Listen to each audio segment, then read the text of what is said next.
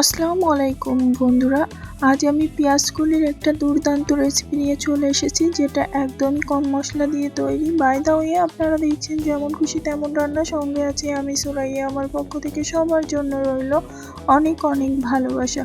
তো আজকের এই পেঁয়াজ কলিটা রান্না করার জন্য আমি এখানে কিছু পেঁয়াজ কলি নিয়ে নিয়েছি, আর এখন এই পেঁয়াজ কলিগুলো আমার প্রয়োজন মতো সাইজ করে আমি কেটে নেব। তো এই পেঁয়াজগুলি কিন্তু শুধু শীতকালেই পাওয়া যায়।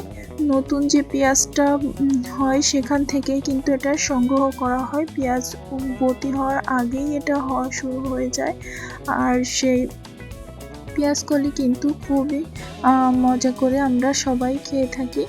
যদি রান্নাটা একটু ভিন্নভাবে ঘুরিয়ে রান্না করা যায় তাহলে কিন্তু বেশ লাগে। তো আজকের এই পেঁয়াজ কলিটা আমি একটু ভিন্নভাবে রান্না করব, তোমরা কিন্তু পুরো ভিডিওর সঙ্গে থেকো। তো এ পর্যায়ে এসে যারা এখনও ভিডিওতে একটা লাইক দাওনি, প্লিজ একটা লাইক দিয়ে পুরো ভিডিওটা কন্টিনিউ করো। তো এইভাবে আমি পুরো পেঁয়াজ কলিগুলো কেটে নিচ্ছি। আর আজকের রান্নাটা কিন্তু একদমই সিম্পল রান্না বন্ধুরা। নতুন যারা রান্না না করতে পারো তারাও এটা দেখে খুব সহজেই রান্নাটা করে নিতে পারবে। আর এই যে পেঁয়াজকলির ফুলগুলো ছিল সেগুলো আবার বেছে এই যে ফেলে দিলাম। আর এখন পেঁয়াজকলিগুলো কেটে নেওয়া কমপ্লিট। এখন একটা ডালার ভিতর উঠিয়ে নিয়েছি। ডালার ভিতর নেওয়ার কারণ এটা আগে ধুয়ে নেব আমি। তো ধুয়ে নেওয়ার পর পরবর্তী স্টেপে চলে যাব।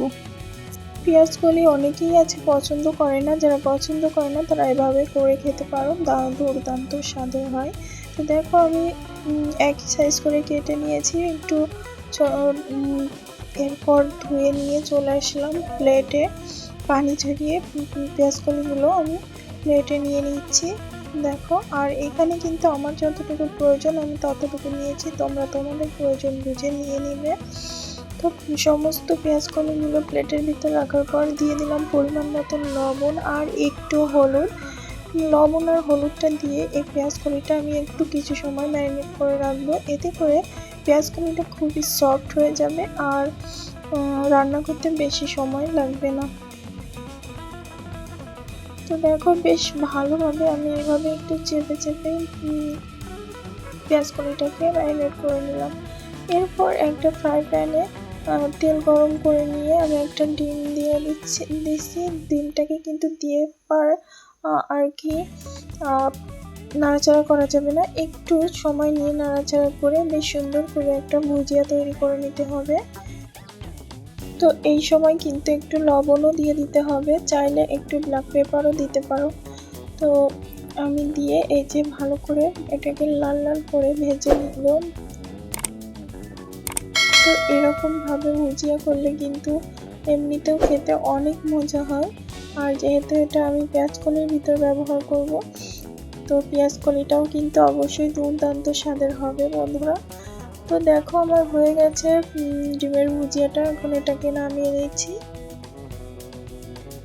তো তোমরা কে কে এভাবে খেয়েছো অবশ্যই একবার হলে কমেন্ট করে জানাবে যে কেমন হয়েছে। এরপর আরও একটু তেল দিলাম ভুজিয়াটা নামিয়ে নিয়ে, আর ফোড়নে দিয়ে দিয়েছি 2টা শুকনো মরিচ আর অল্প করে জিরা ফোড়ন। যেহেতু আমার পরিমাণ অল্প তাই আমি অল্পই ব্যবহার করছি।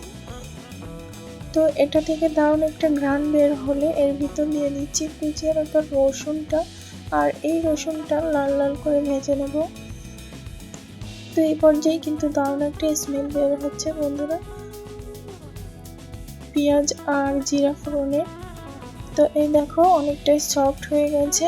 তো আমি এখন এগুলো নিয়ে একটু নিয়ে আর কি রসুনের ভিতরে দিয়ে দিচ্ছি। তো এটা কিন্তু বেশ সময় নিয়েই ভাজতে হবে, কিন্তু যেহেতু আমি ম্যারিনেট করে রেখেছিলাম তাই কিন্তু অল্প সময়ের মধ্যেই এটা ভাজা হয়ে যাবে। তো এই পর্যায়ে চুলার জালটা কিন্তু আমি মিডিয়ামে রেখেছি, রেখে মশলার সাথে কিন্তু মানে রসুনের সাথে এগুলোকে ভালোভাবে মাখিয়ে নিচ্ছি। তো যেহেতু এটা আগে থেকে অনেকটা নরম হয়ে আসছে, এই কারণে বেশ 7 থেকে 8 মিনিট মতো এটাকে ঢাকা দিয়ে দিলে কিন্তু একেবারে সফট হয়ে যাবে। আর এই পর্যায়ে এসে কাঁচামরিচ আর কুচানো পেঁয়াজটা দিয়ে দিলাম।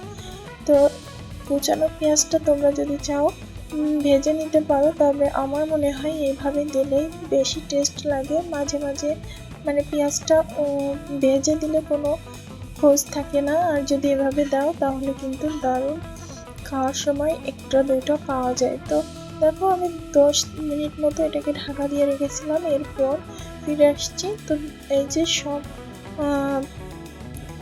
সিদ্ধ হয়ে গেছে অলরেডি। তো এখন একটু নেড়ে চেড়ে নেব। আর এ পর্যায়ে আমি দিয়ে দিলাম একটা পাকা টমেটো কুচি করে রাখা।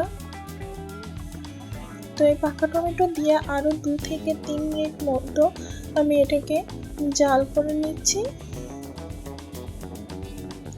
তোমরা কিন্তু গরম গরম ভাত, রুটি, পরোটার সাথে এই সবজিটা রাখতে পারো, খুবই মজা হয়। এছাড়া বাচ্চাদের টিফিনের রুটির সাথে এটা দিতে পারো। বাচ্চারা তো এমনি সবজি খেতে চায় না, তবে এভাবে রান্না করে দিতে পারো, খুবই টেস্টি হয়। তো এই পর্যায়ে আমি এখন ডিমের ভুজিয়াটা ঢেলে দিচ্ছি। তো ডিমের ভুজিয়াটা দিয়ে কিন্তু আরও 4 থেকে 5 মিনিট এটাকে রান্না করতে হবে। মানে একটা লাল লাল মতো হয়ে আসবে, লাল লাল মতো যে ভাজার কালারটা সেটা চলে আসলেই কিন্তু রান্নাটা ডান হবে। তো বন্ধুরা, আমার ভিডিওটি যদি তোমাদের ভালো লেগে থাকে চ্যানেলটিকে সাবস্ক্রাইব করো, লাইক কমেন্ট শেয়ার করো, আমার সাথে দেখো। তো আমি এই যে বেশ সময় নিয়ে এগুলোকে ভেজে নিচ্ছি। দেখো একটা লাল লাল হয়ে গেছে পেঁয়াজ কলি, আর মানে রান্নাটা আমার কমপ্লিট হয়ে গেছে। এই হচ্ছে ফাইনাল লুক পেঁয়াজ কলি। তো তোমরা এভাবে ট্রাই করো। এখন আমি এটাকে পরিবেশন করে নিচ্ছি। দেখতে দারুণ হয়েছে, যেমন দেখতে হয়েছে তেমনি কিন্তু খেতেও হয়েছে বন্ধুরা। বাই দ্য ওয়ে, আপনারা দেখছিলেন যেমন খুশি তেমন রান্না, সঙ্গে ছিলাম আমি সুরাইয়া। আজ এ পর্যন্তই, দেখা হবে নেক্সট এপিসোডে নতুন কোনো রেসিপির সাথে। ততক্ষণ সবাই ভালো থাকবেন, সুস্থ থাকবেন। আল্লাহ হাফেজ।